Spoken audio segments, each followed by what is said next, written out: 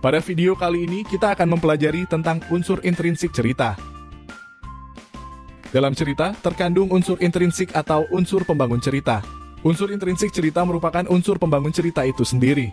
Unsur intrinsik cerita meliputi tema, tokoh dan penokohan, latar, alur, amanat cerita, sudut pandang, dan sebagainya.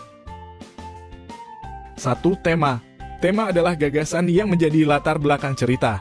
Tema bersifat umum seperti permasalahan di lingkungan, pengalaman pribadi penulis, peristiwa sejarah, dan pendidikan.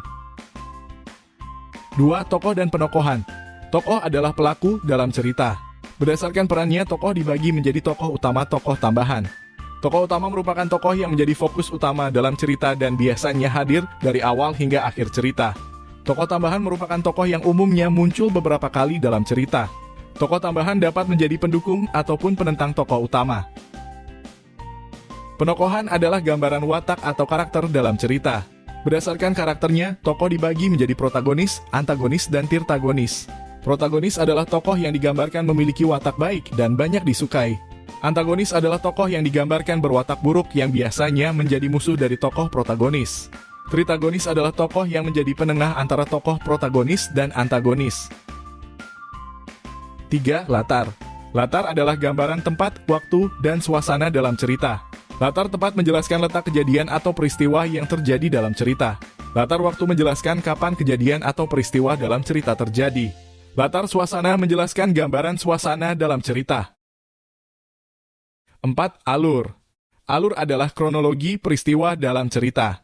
Berikut jenis-jenis alur cerita. Alur maju disajikan sesuai dengan urutan waktu dari awal ke akhir cerita. Alur mundur dimulai dari akhir cerita ke awal cerita. Alur mundur disebut juga kilas balik.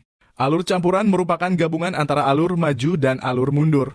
Rangkaian peristiwa melompat-lompat antara peristiwa masa lampau dan masa sekarang. 5. Amanat. Amanat adalah pesan moral yang ingin disampaikan oleh penulis kepada pembaca melalui cerita. 6. Sudut pandang. Sudut pandang adalah cara penulis memposisikan dirinya dalam sebuah cerita yang dibuatnya. Sudut pandang bisa berupa orang pertama, kedua, atau ketiga.